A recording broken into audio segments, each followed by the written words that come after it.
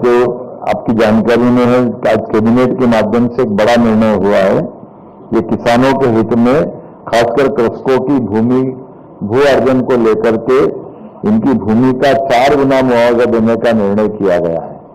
ये हमारे राज्य का एक ऐतिहासिक निर्णय है, इसके सरल भाषा में इसको फैक्टर 1 से बढ़ाकर 2 करना बोलते हैं, जिसके कारण से किसानों को उनकी भूमि का अधिक न्याय संगत और सम्मानजनक प्रतिकर मिलने का, अर्थात इसमें जिस किसी की भूमि का अर्जन होगा उसको उस गाइडलाइन के मुआवजे से ग्रामीण क्षेत्र में 4 गुना दिया जाएगा। इसमें कोई कॉम्प्लिकेशन नहीं, इसके कॉम्प्लिकेशन की सरलता से हमने 1 और 2 नगरीय क्षेत्र के अंदर उसका गाइडलाइन का डबल, क्योंकि नगरीय क्षेत्र की गाइडलाइन तो वैसे हर बार बढ़ती रहती है, लेकिन ग्रामीण क्षेत्र में बड़े पैमाने पर हमारे जितने बड़े प्रोजेक्ट चल रहे हैं, उल्लेखनीय है कि ये उसके लिए बेस लाइन का काम करेगा। इसलिए मध्य प्रदेश भूमि अर्जन और पुनर्व्यवस्थापन में उचित प्रतिकरण पारदर्शिता का अधिकार अधिनियम 2013 जो लागू हुआ था,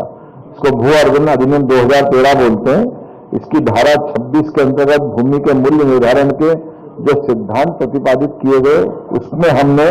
किसानों को उचित प्रतिकर देने का निर्णय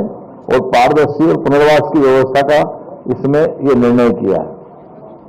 उल्लेखनीय है कि वर्ष 2014 में मध्य प्रदेश में फैक्टर 1 डिक्लेयर था, उसके कारण से कलेक्टर गाइडलाइन रेट प्लस 100% इसमें जोड़ने की बात थी, तो खास करके ये लगभग 2 गुना मुआवजा होता था। तो 2 गुना से करने से कई बार हमको स्पेशल कई सारे निर्णय पैकेज भी देना पड़ते थे या कई प्रकार से लोगों का आक्रोश भी आता।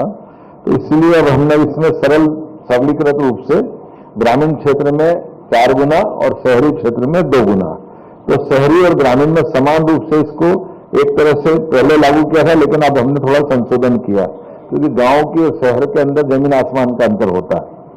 और खास करके हमने सबने देखा कि इसके कारण से हमारे विकास के कई सारे बड़े प्रोजेक्ट भी प्रभावित हुए हैं, क्योंकि जब असंतोष होता है, थोड़ा मन में भाव आता है, तो उसका असर पड़ता है। अब ये जरूरी इसलिए था कि हमारे यहाँ राज्य में विकास की गति हमने तेज खोली है, तो लगभग 70-75 हजार करोड़ का पूंजी निवेश हम प्रति वर्ष कर रहे हैं।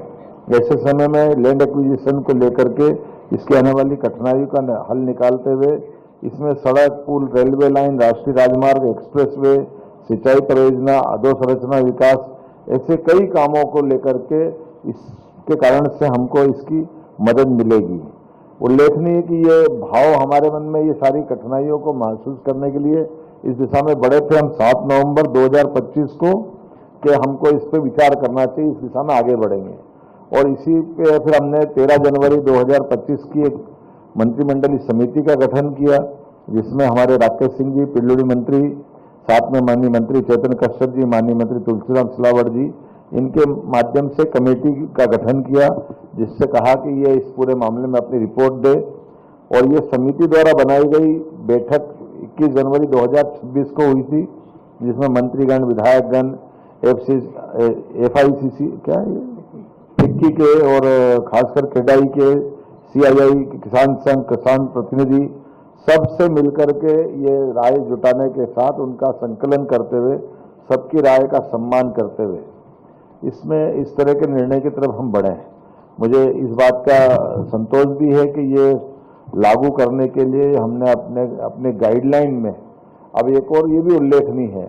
कि हमारा एकमात्र राज्य है, इसको इस तरह से भी समझोगे कि गए बार हमने संपूर्ण गाइडलाइन को 16% बढ़ाया था